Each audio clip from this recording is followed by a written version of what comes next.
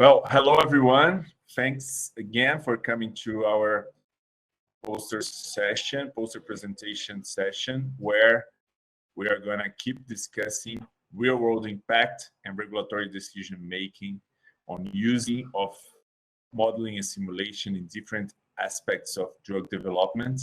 And now we are honored to receive here Laurence de Frari, which is a PKPD project lead, modeling and simulation at Pierre Fabre, that will bring us a poster presentation building of Encorafenib physiologically based PK model and its quantification to predict drug interaction with Posaconazole. So, Laurence, thank you very much for presenting to us. The floor is yours. Thank you, Gustavo. And thank you for Simulation Plus for inviting me to talk to you. So I will share my screen.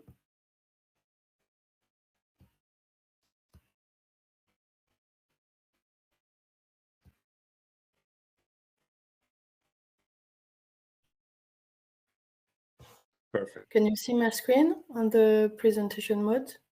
Yes. Okay. So today I will present how to build Encorafenib PVPK and its qualification to predict drug-drug interaction with Posaconazole. First, I will present briefly Encorafenib, and then I will detail how to build the PVPK model to predict the interaction with Posaconazole.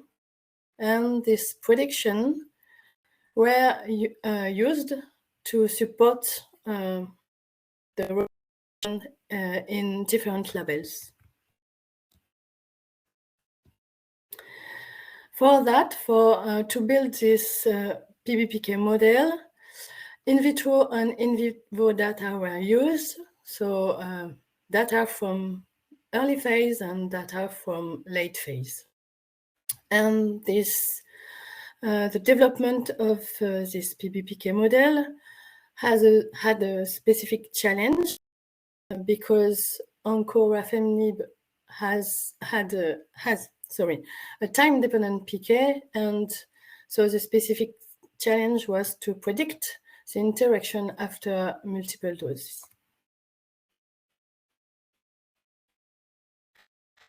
So a little background about Enco.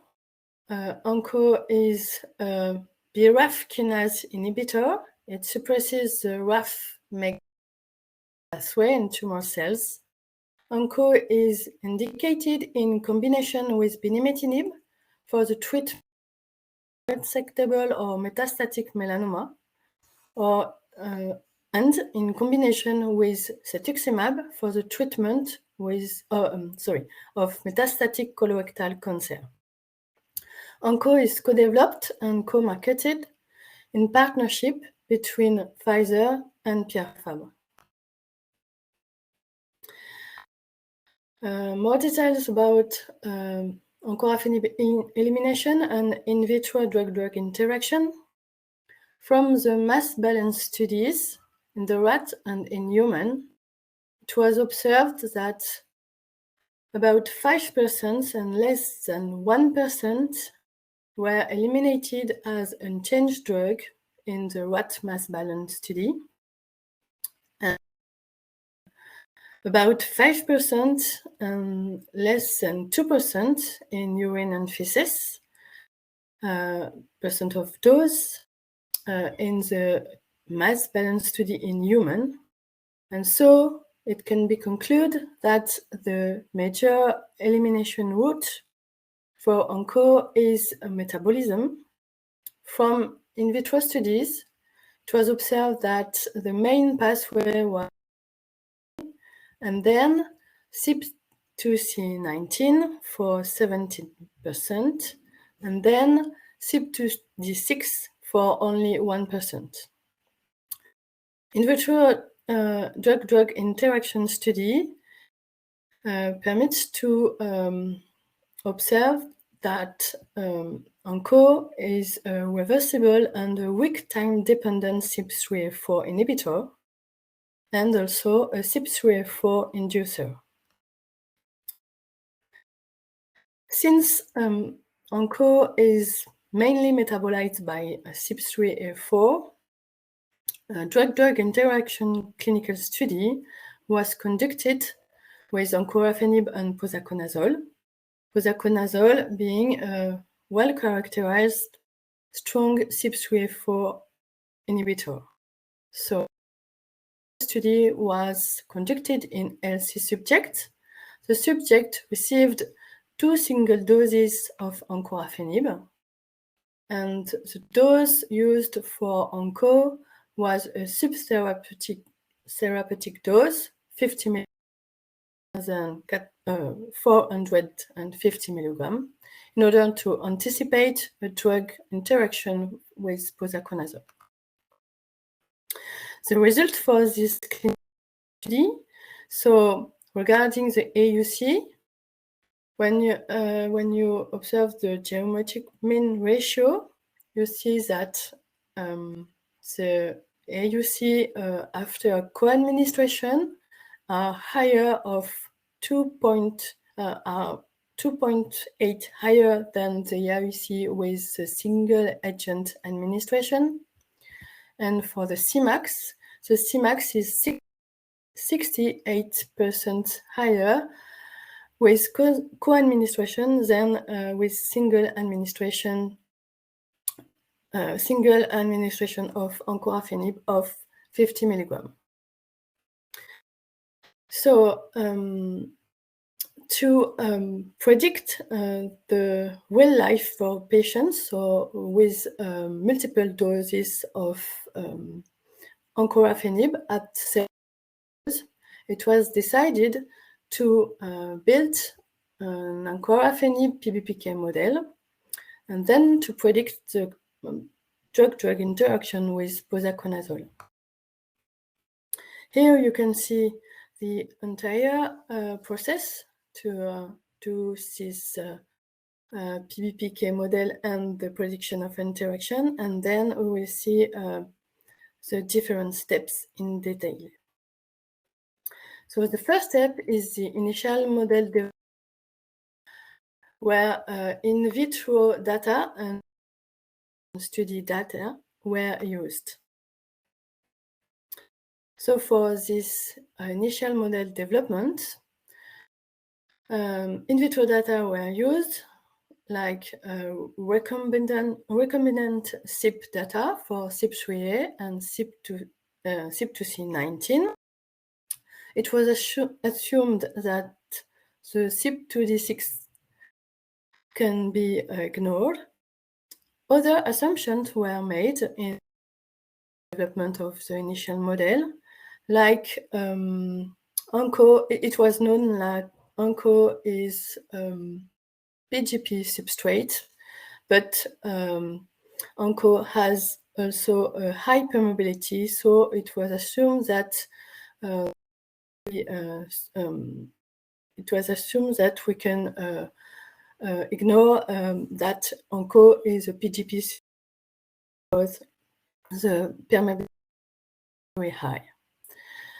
Another assumption for the distribution, it was assumed that the distribution was perfusion limited. Other data from in vitro studies were used. So the quantification of the CYP3A4 induction and inhibition. So for the induction, we used the Emax and the EC50, and for the inhibition, the Ki and Ki enact were used. Data from phase 1 studies were used too. The data from the dose escalation study, where it was seen that the accumulation ratio, repeated dose and single dose, was 0.5. So it was obvious that there was an induction of oncometabolism. The data from the mass balance study in human were used to have more detail about the metabolism, and the estimation of the absorption, and which profiles of the GDI study were used at 2 doses, 100 milligram and 300 milligram. Once we had the development of the PVPK model, prediction performance was evaluated by calculating the prediction errors expressed at ratio of mean predicted PK parameter versus mean observed PK parameter. The mean was calculated by studies or by doses. You can see on the left the ratio for Cmax, and on the right the ratio for AUC, and the ratios were calculated for patient after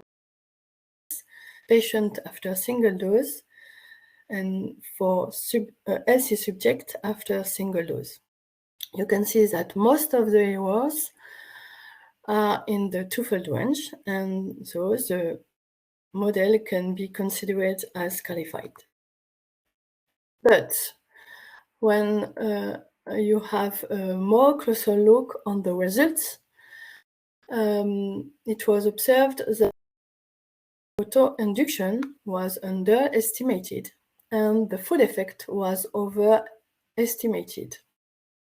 Surprisingly, we observed a significant decrease between the IUC predicted in fasted condition versus the fed conditions, whereas in the food effect clinical study, no effect was observed with a high-fat meal.